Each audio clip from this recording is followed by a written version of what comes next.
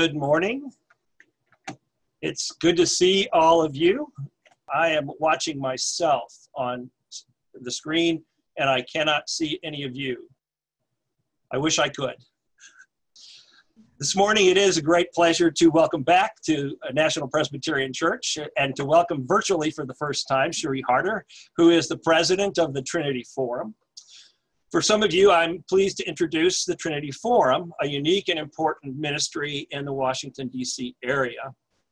The Trinity Forum was started many years ago by Os Guinness, and it endeavors to cultivate, curate, and disseminate the best of Christian thinking in order to equip leaders to think, work, and lead wisely and well. The Trinity Forum is known historically for its library of curricula for adult education, as well as classical readings. Many of you are familiar with the evening conversations, usually held on a weekday evening at the National Press Club. And now they've moved online to Friday afternoons at 1:30, pretty much every week, at least for the last couple of months and moving into the future, you can participate using the same Zoom webinar format.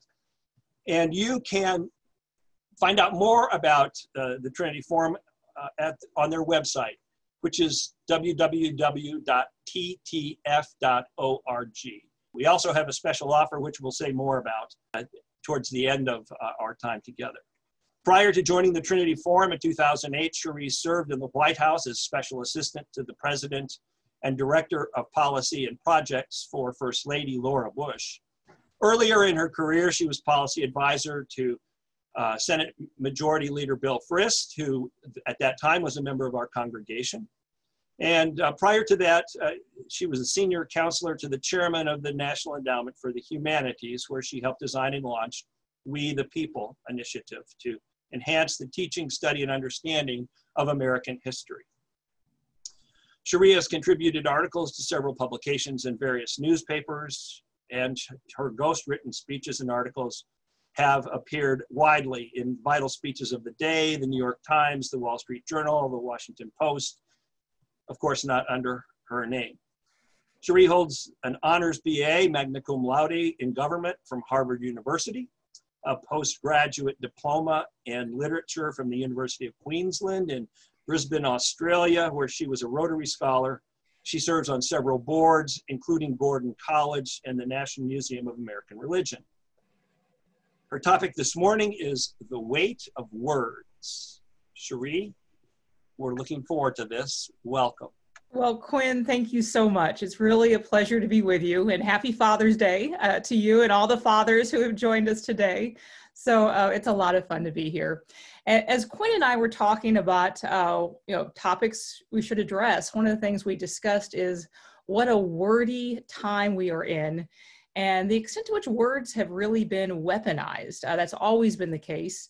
It seems perhaps more so than recently, and as we are heading into an election on top of a pandemic, a recession, unrest, it'll be increasingly the case. So this morning, I really just wanted to offer a few thoughts about the weight of words, and specifically the importance the Bible places on our words, the consequences of our words, and then what then we can do. So essentially importance, consequence, and some thoughts on application. And then after I just sort of offer a few thoughts, would love to have your questions, discussion, and the like. So again, thanks, Quinn, for inviting me, and thanks all of you who turned out on an early on a Father's Day morning. But one of the things that is sort of uncanny is just how much the Bible has to say about the words that we use, the way that we use them. You're starting out with the fact that God himself referred to himself as the Word. It's a recurrent theme. It begins in Genesis with God speaking the world into existence, and it culminates with the good news that the Word himself became flesh and walked among us. The Bible's full of examples about how words create and form both us, and the created world. the reader is constantly encouraged and joined that the spoken word, the written word, has the power both to heal and to destroy. That a word aptly spoken is like apples of gold and settings of silver. It has incredible value and worth. We're warned not to distort the smallest word or even punctuation mark in the Word of God. Going through Proverbs, it is remarkable about how constantly the book of Proverbs talks about the power of our words, the consequences of our words, the formational influence of our words. And words are spoken of in the Bible as substantial things, not ephemera, but things that actually do hurt, undermine, erode, destroy, even kill, or conversely give life and health and encouragement and heart to others. Proverbs 17:20-21 says, "From the fruit of a mouth a man's stomach is filled, with the harvest of his lips he is satisfied. The tongue has the power of life and death, and those who love it will eat our fruit." Because of its importance, we also get a huge amount of biblical wisdom about and guidance about how we should use our words. We are constantly told that our words should be true, and that even if the truth has a sting to it, that there is goodness in it. We're told that an honest answer is like a kiss on the lips. We're told that our words should convey wisdom, and that a mark of the wise is that their speech reflects that wisdom.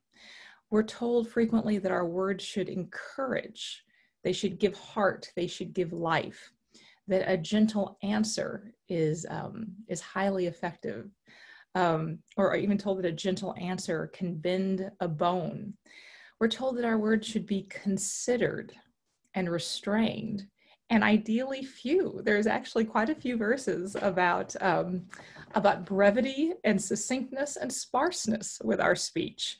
Proverbs 10:19 tells us, "When words are many, sin is not absent." Proverbs 21:23 tells us, "He who guards his mouth and his tongue keeps himself from calamity." And Proverbs 17:27-28 says, "A man of knowledge uses words with restraints. A man of understanding is even-tempered." And then goes on to say, "Even a fool is thought wise if he keeps silent, and discerning if he holds his tongue."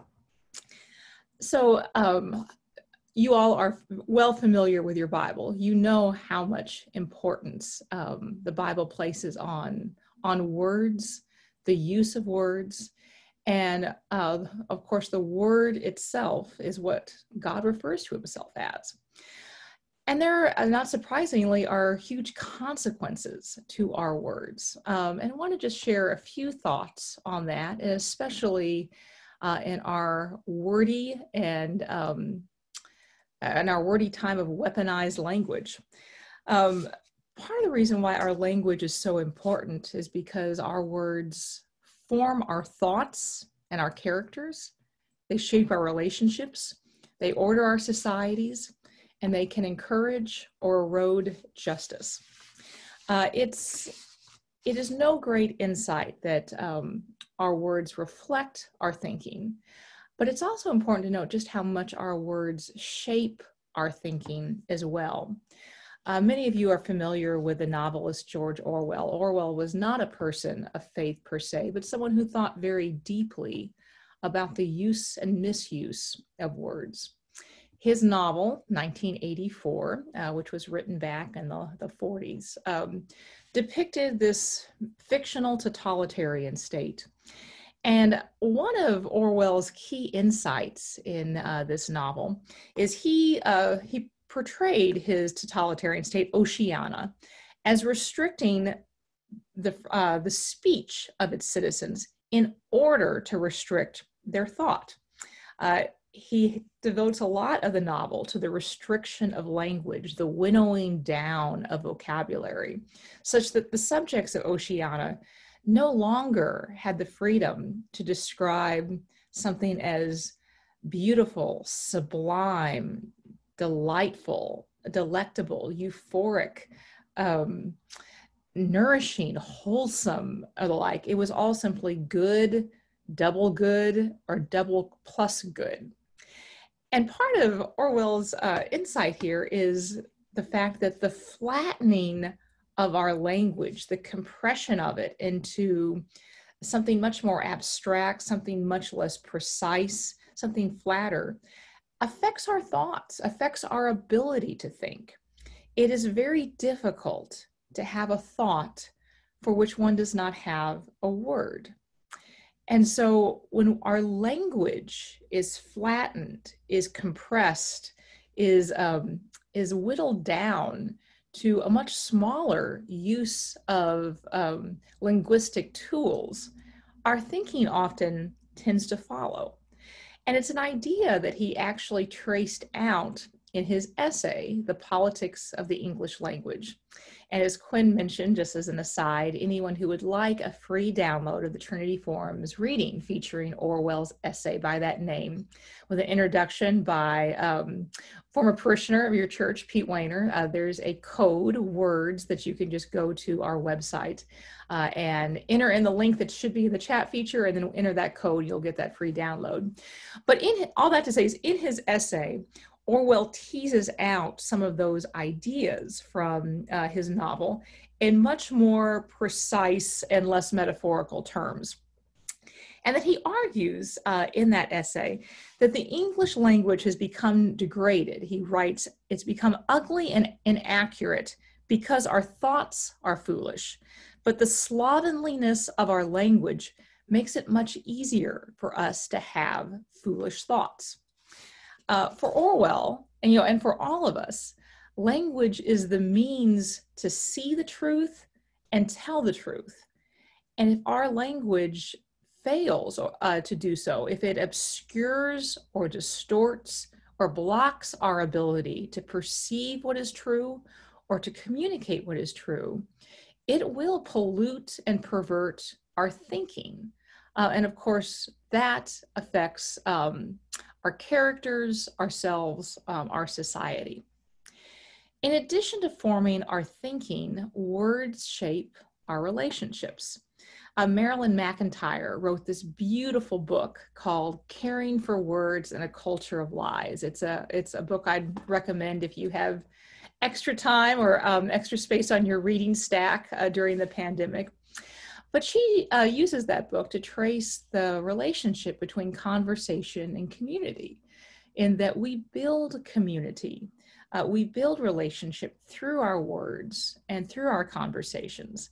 And essentially to converse in the truest sense of the word, to share information, to share thinking and feeling and perception, and to seek to both communicate and to understand in return, is inherently a community building act. It is different than speaking only in transit mode or transmit mode, which we do more often of these days, encouraged and reinforced by our media of communication, particularly social media, which encourages that form of speaking and transmission of words. But in its truest sense, to converse is to build relationship. And the words that we use either aid that endeavor or undermine it. In addition, words help order society and make sense of life. They largely form our categories for understanding what goes on around us. And when we favor certain words inaccurately, it can distort our sense of what is true and what is happening. One example of this, and I think I may have mentioned this once before in speaking with the National Presbyterian Church, but in his book, The Road to Character, David Brooks hit upon a way of describing a trend in society that I thought was really quite brilliant and even quite elegant. He had a sense that our public language had changed but it can be a hard thing to quantify.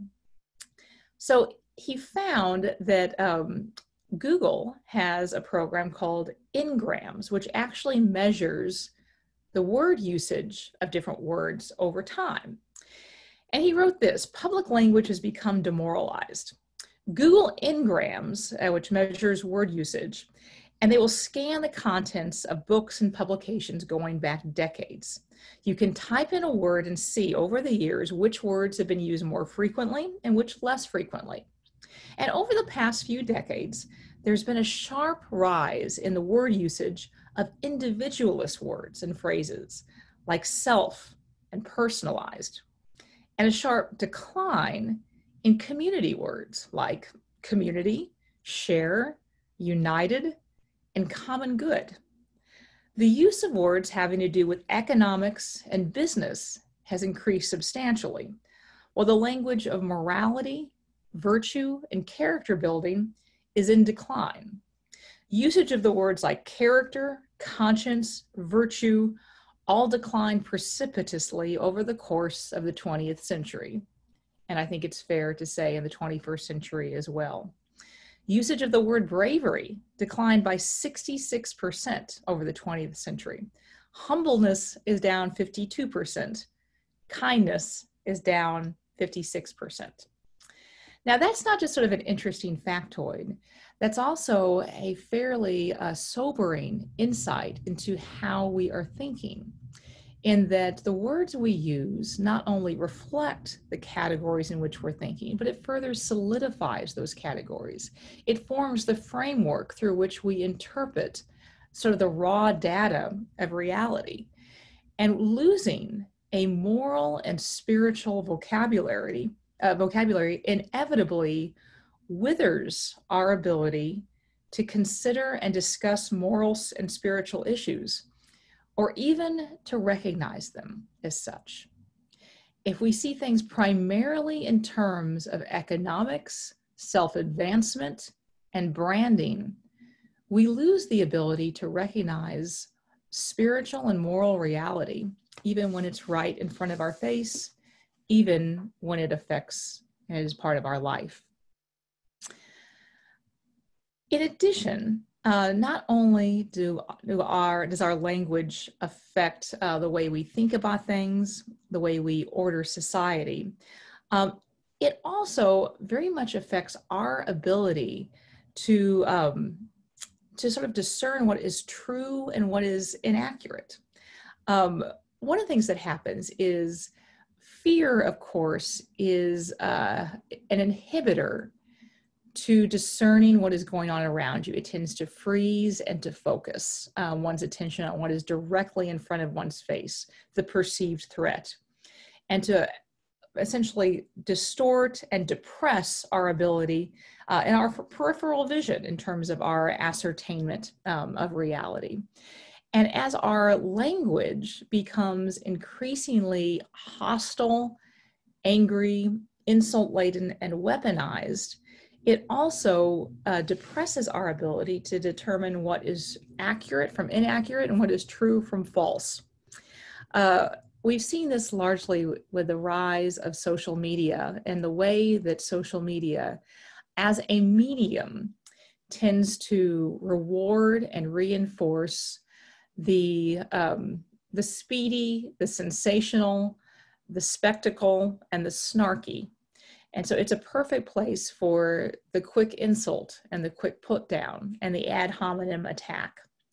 And what tends to happen is once we perceive ourselves as being on the wrong end of an ad hominem attack, it's very difficult to perceive the nuances of what we hear. We tend to sort of shut down. We're often no longer even able to follow an argument in the same way. And our media, social media itself, again, as I mentioned, tends to reinforce the use of that kind of language, by its algorithms, by its very reinforcement mechanisms. You're much more likely to get likes, interest, attention, retweets, and the like by posting something that is, quick, snarky, sensationalized, or spectacular than something that is sober, considered, kind, and reasonable. And in fact, The Atlantic recently found that by every metric, falsehood continually dominates the truth on Twitter. It reaches more people, it penetrates much more deeply into social networks, and it spreads faster. So our words, unfortunately, our media right now actually rewards false words by spreading them quicker, faster, and more deeply, such that they tend to sort of saturate the environment and actually have the effect of false words driving out the true, at least on some of our social media platforms. In addition, one of the things that George Steiner, another author, wrote, that as our usable words in the English language are lost, he said our experience becomes, with it, there's a loss of subtlety. Our language becomes cruder and less communicable. And the loss of subtlety, clarity, and the reliability of language means that we become more vulnerable to crude exercises of power. So in his way, he believed that there was our words not only shape our thinking, shape our relationships, shape our sense of public life, but also have shape our sense of what is true and what is false, but is directly linked to justice, to the likelihood that justice will prevail. And that crude language often lends itself to crude abuses of power. This is something that Orwell agreed with as well. He mentioned earlier just how sloppiness in our language leads to sloppiness in our thinking. And he thought the end result of that was something that played out in the political sphere as well. He wrote that the results of our intellectual laziness are dangerous, as it enables confusion in our thought process, both individually and corporately. And that confusion in turn provides a fertile ground for the growth of would-be strongmen who can offer glib answers, easy scapegoats, and tough talk to reassure and make sense of the world for those who are muddled in their thinking.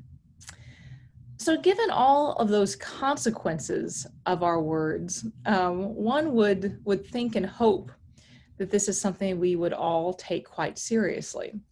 But we're in an environment where words are so plentiful, so carelessly, casually, and sometimes lethally thrown around, so easily weaponized that it's hard to make sense of it all.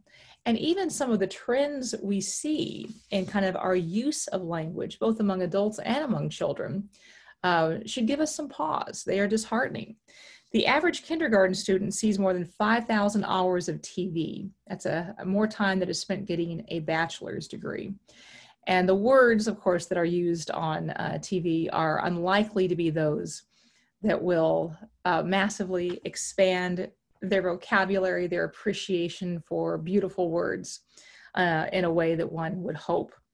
In many ways, functional illiteracy is on the rise. There have been some statistics that have shown that nearly 30% of military enlistees can't read an instruction manual written at a 7th grade level. Nearly half of Americans do not read a single book in a year. Reading has been in decline for a long time, literary reading in particular, and more so among the young than the old. In addition, just as a general rule of thumb, the English language apparently has over 1 million words in it.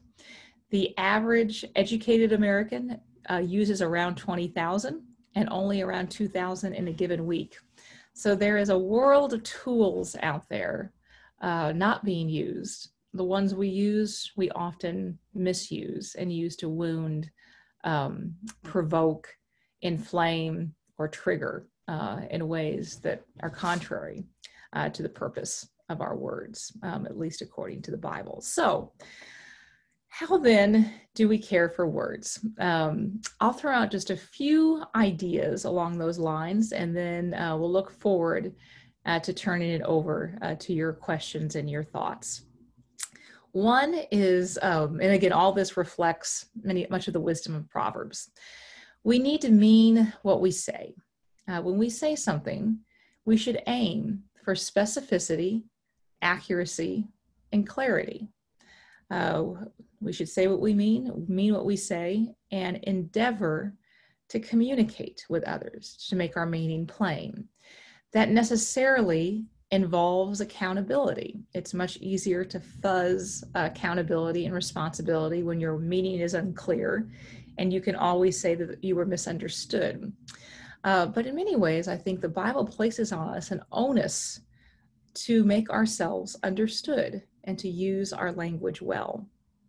Secondly, when we consider our words, we should use them to cultivate, encourage, heal, and give life. We should look for and call out the good that we see.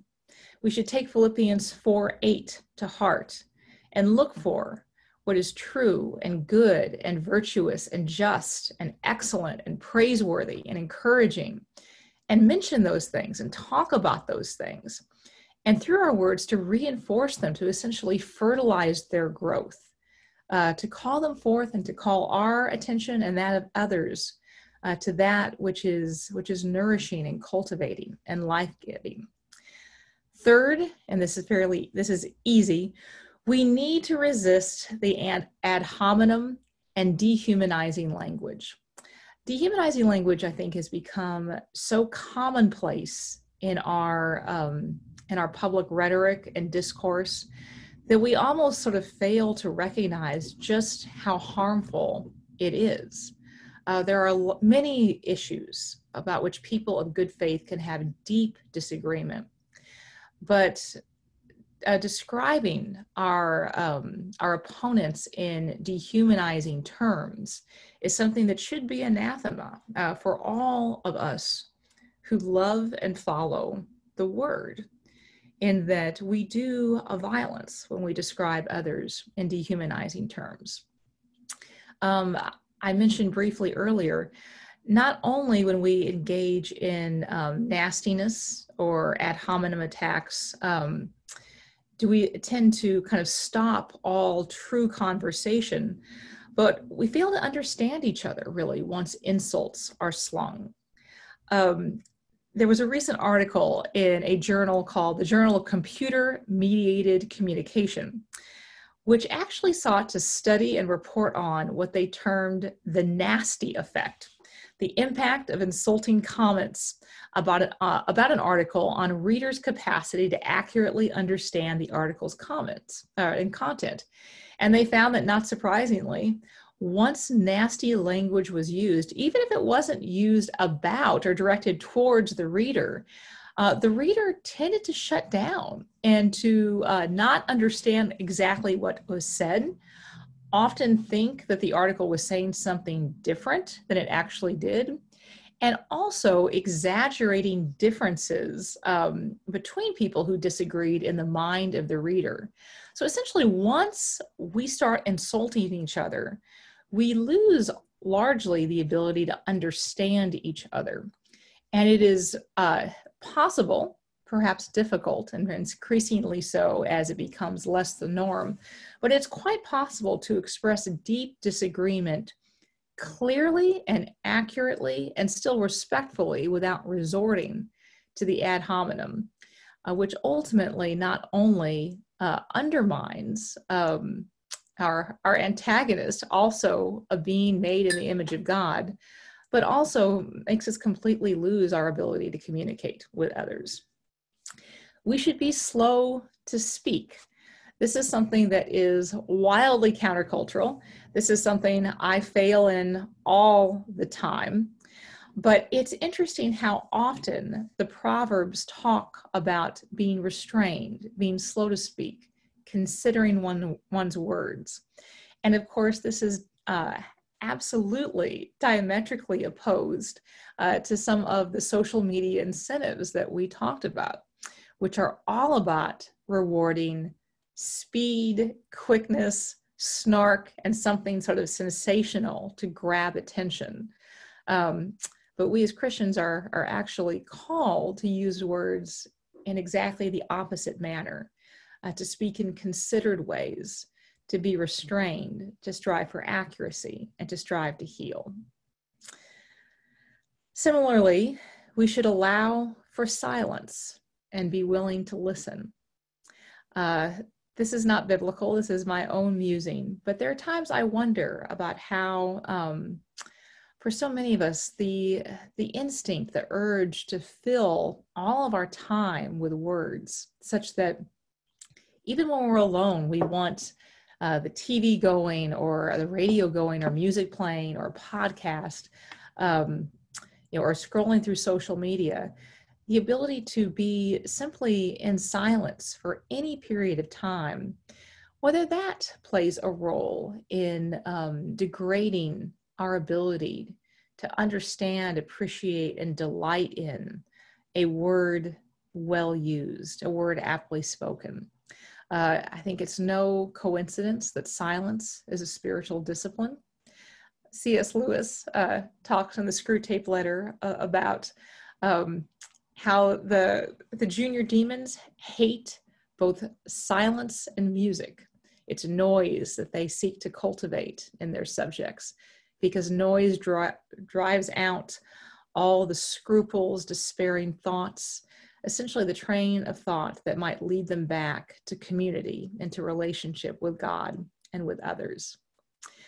Another way to care for words that I will throw out is to read wisely, widely, and well, to immerse ourselves in the true, the good, and the beautiful, and to seek out works that are worthy and use language well.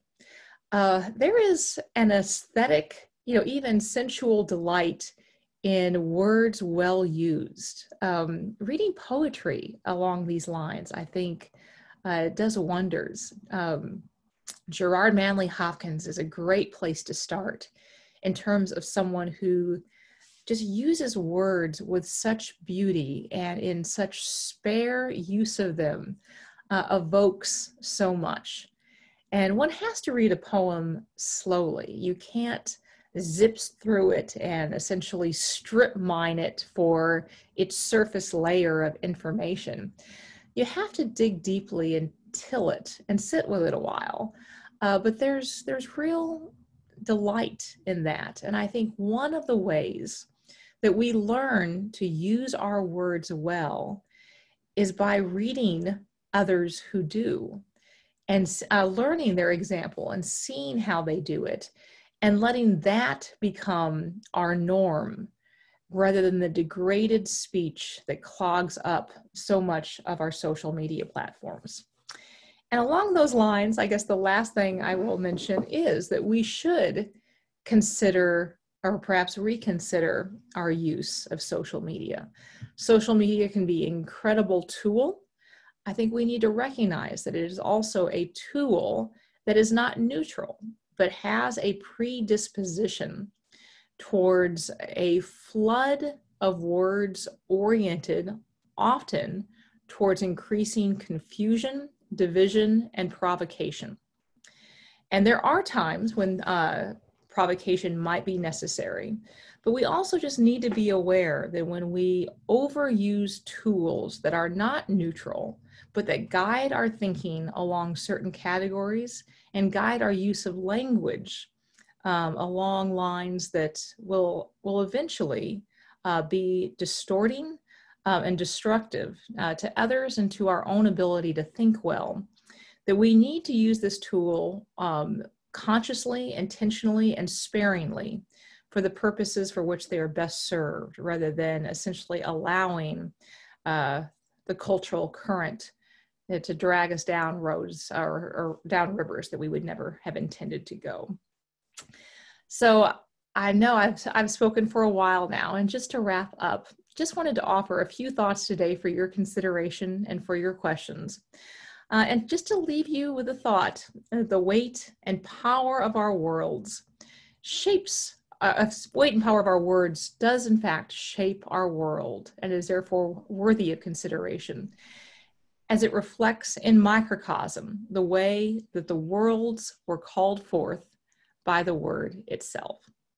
So with that, I'd be delighted to take questions, thoughts, rebuttals, and the like. Quinn, I'll go back to you.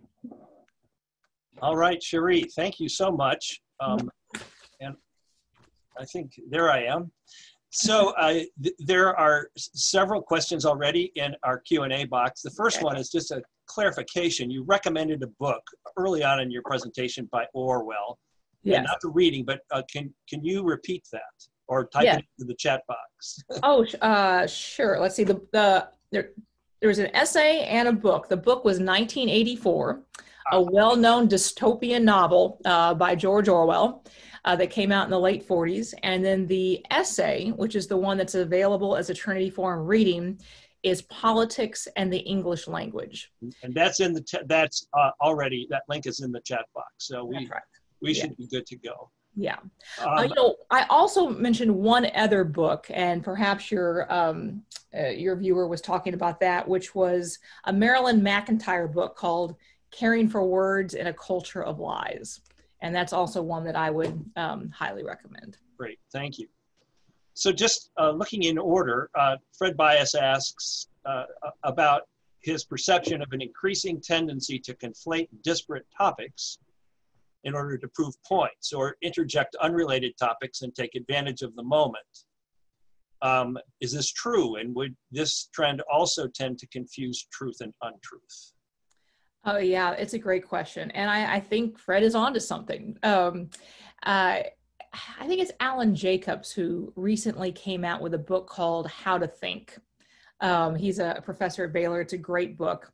And he talks about that very subject and how, whether you call it whataboutism, or give another name to it, there is a tendency to do that. It's kind of a cheap rhetorical device. Part of it is, we try to pivot to things that we actually want to talk about. And some of that is understandable, but of course, in some ways, there's also some inhibition to actual communication there. If you're having a one-on-one conversation and someone is constantly sort of employing that kind of technique, you realize over time, like, I'm not sure this person necessarily wants to understand what I'm saying, what I mean, nor do I really sense that they want to find a meeting of the minds. They're essentially trying to make their point. They're in transmit mode, and this conversation may not be all that worthwhile. So we tend to do it less in one-on-one conversation because of it, and more in the public. But yes, I think Fred is indeed onto something, and it's a trend that I think tends to distort our thinking and undermine our ability to really understand each other. So Kathy Iverson is asking for some practical advice, tips for our grandchildren. Oh, that's great. What I want to say here is not terribly profound, but I think one of the great things for grandkids are great children's books. It's been said the best thing you can do to get your kids to read, or presumably your grandkids to read too, is to read to them. And that's intuitive. Find great children's books, and there's a bunch of wonderful ones out there, and spend the time with your grandkids reading to them. Apparently the second best thing you can do to get your kids to read a lot is a little bit less intuitive, and that is simply read in front of them. Send them the message there is something even as interesting as they are in that particular moment. And that tends to pique their interest about what is this?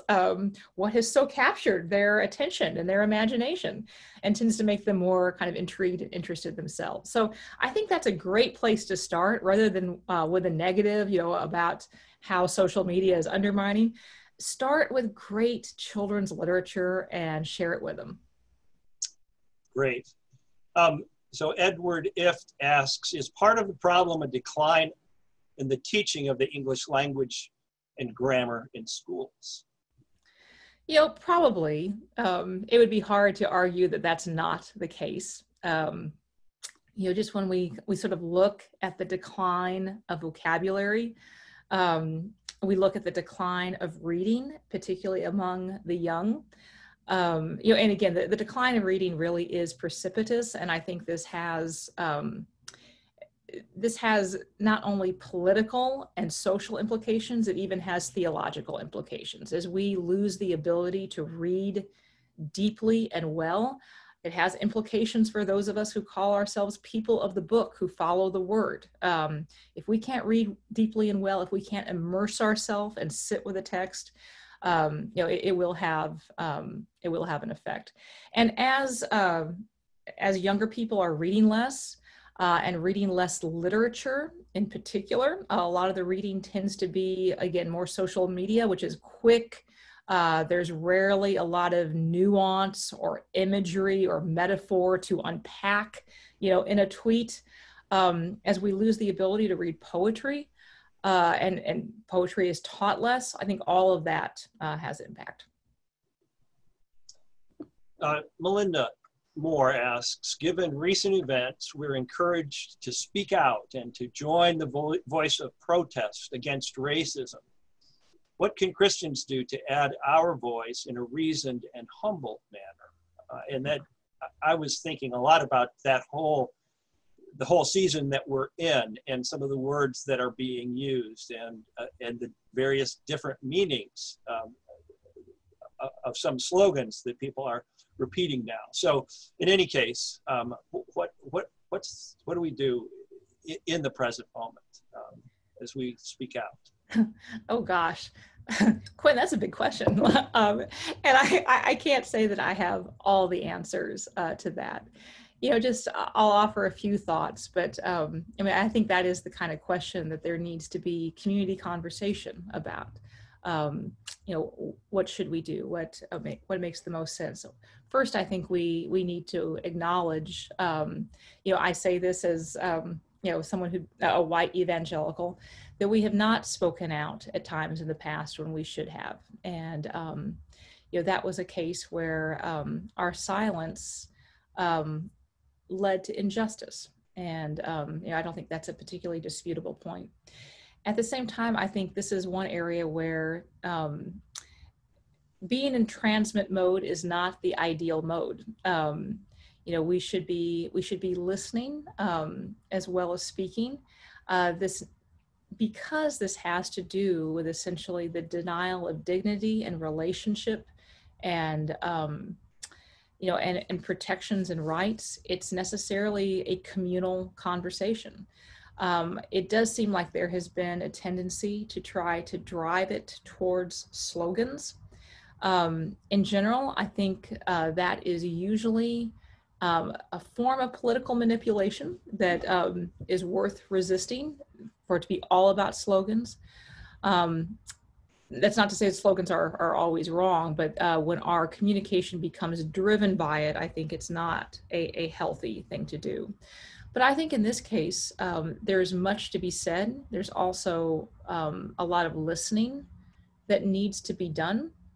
And I think this is also an area where much of it is about welcoming people into a conversation who have not been listened to before. Thank you.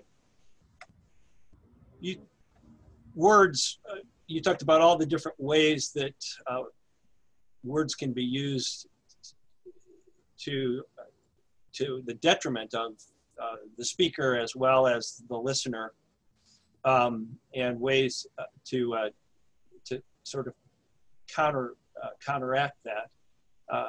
Ellie Higginbotham wonders, what about memorization, the value of storing away words that we value, memorizing prayers, hymns, creeds, poems.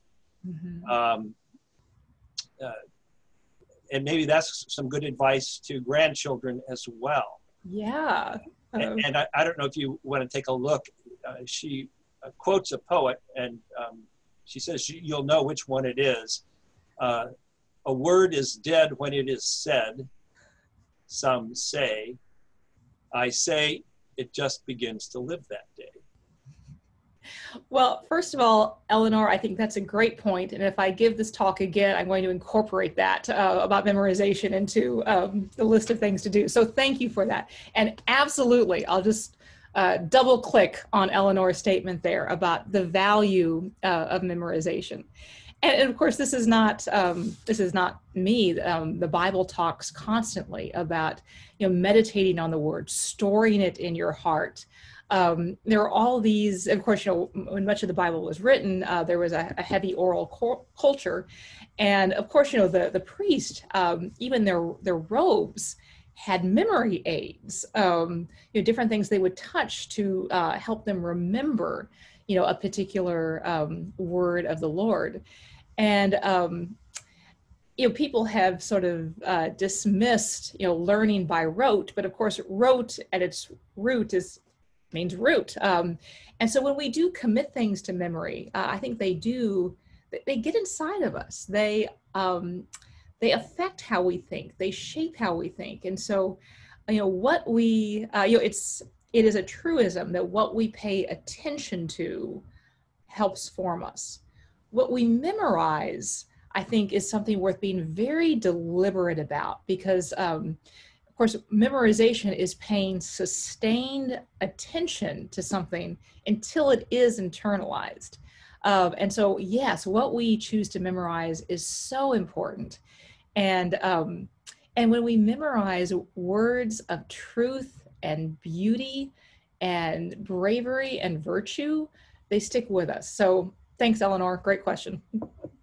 So John Gregg poses this question. In addition to social media, I wonder how much the proliferation of more accessible comedy has contributed to the situation you've described. Much is about the out, down, and the snarky. Can we blame Johnny Carson? Well, by all means, let's blame Johnny Carson. That is a really interesting thought. I actually had not considered that all that much. So I really appreciate John's question there. I think he's probably onto something. Essentially what we laugh at does signal our approval. And as comedians know, it is much harder to get a laugh if your comedy is clean and if your comedy is not cutting. It's always easier to kind of get a laugh at somebody's expense, or just by kind of getting down and dirty. So that's an interesting point. There's probably bigger offenders than Johnny Carson, but I think he may be onto something there. Virginia Beeson wonders if part of our problem with communication today is that we're so often in transmit mode that our listening skills have, I'll paraphrase it, atrophy to the point that we just don't know how, and we're poor listeners. What do you think about that? Oh, I completely agree with Virginia on that. I think that is a real problem, that we have, we have lost a lot of our listening skills. In part, listening skills tend to be less valued than they used to. We tend to normalize. It's a human nature to normalize the environment that we find ourselves in. And the environment that we find ourselves in now is largely comprised of communication media that encourage us to operate in transmit mode. You don't get likes, you don't get follows, you don't get retweets, you don't get friends by listening or following. It just doesn't happen. You get it by asserting yourself, by transmitting. There are times I think it's been, even a tendency within, some of our evangelical life as well. Like I have noted that, especially among sort of conservative evangelical and the reform movement, people tend to issue manifestos and statements and declarations as opposed to, and I don't know anyone else who uses manifesto and declaration to describe a lot of their statements, or uses it to the same extent as some of our folks. But yes, I do think there's a sense where the rewards, at least the tangible, immediate rewards of listening are perceived to have declined. The rewards of listening by nature tend to be longer term. They tend to compound over time, but not be immediate. They tend to show themselves in deeper understanding of other people, in deeper relationships, in greater intimacy.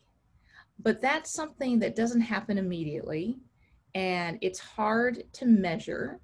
And one doesn't get an immediate dopamine spritz because one has a quick indication of the deepening intimacy that's come about because of one's listening.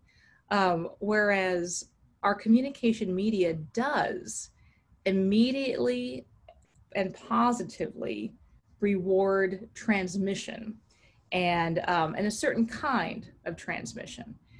And I think that's just, we need to be aware of that, but that does tend to form how we interact and how we communicate. So we are near the end of our time, and there are two questions left that have not been addressed, and I'm going to try to bring them together. Okay. One, Bill Walters is interested in your reflections on the evolution of the words that we've used to describe the current virus. And then Fred Bias brings up this point, the way that we talk about what is good, it can be hazardous when later understanding reflects problems with the people or actions that we earlier praised. For example, China in the response to COVID-19. And so should we delay our praise in the midst of this viral environment? So maybe those are just two different questions, and I wasn't able to bring them together. But oh, well, no, that's an interesting thought. I mean, I guess I'll try to address them. As to Fred's question, I think one of the answers to it has to do with Orwell's point about precision, specificity, and clarity, in that, all of politics, of course, operates with incomplete, imperfect information, usually highly imperfect options and a lot of pressure. And so there are times when, I know just from my time at the White House, Pete Wiener would say the same things. You operate on the information you have. Sometimes later information contradicts what you believe to be true. But one of the things that is helpful in an environment where perfection is not possible, again, is precision. Is if there's something to be praised, praising what you have evidence to be true, as opposed to much more blanket, slogans, which tend to be broad, abstract, all-encompassing, to talk about specifics, what went well and what didn't. And I think most presidents have tried to use their language very deliberately and very precisely in terms of what they have either criticized or praised. But there are times, as Fred says, where one has new information and you need to walk back and clarify what you've said. And, again, I think the more we aim for clarity, for accuracy, the more credibility one has and the more impact one's words have, to say later, this was inaccurate information. This is what we know now, and this is why our outlook has changed. So, but that also presupposes both the commitment to truth and accuracy to do it, and the humility to say that we were wrong before. Our assessment of the situation was wrong, and that's part of worthwhile communication as well. To Bill's question, I'm not entirely sure about his intent there about the evolution of the words we've used to describe the current crisis. I know there has been a change as the pandemic itself has grown from an epidemic to a pandemic. I'm not sure which words he has in mind about it. It has been disheartening to see how quickly a pandemic has become politicized, and the words used, for things around whether it's wearing masks, which has gone, there's a range of words there from, civic duty to, there are those who see themselves as somehow, as it being a tyrannical or even emasculating action. So yes, there have been some political motivations behind the words that have been used to describe whether it's, or at least approaches to the pandemic. And some of that just requires, I think, discernment on the part of us. Why is this being said? What's the motive here? And what's actually true? Wow. Well, this has been a rich time. Thank you so much for joining us, Cherie. A pleasure, Quinn. As we wrap up, I am going to share my screen with all of you so you can get a preview of next week. But first, if we could have just a brief closing prayer. Let us pray. Gracious God, thank you that you are the Word who has come among us, that you do not leave us to our own desires, but that you communicate with us. Lord, we're in your image, and we are called to be stewards of words as your faithful people. And so we pray that we might reflect on all of this good conversation today, so that in our speech, in our witness of who you are, we might be more and more conformed to the image of Jesus Christ, to be responsible in our language. We pray these things in his name. Amen. Thanks, friends, and we will see you next time.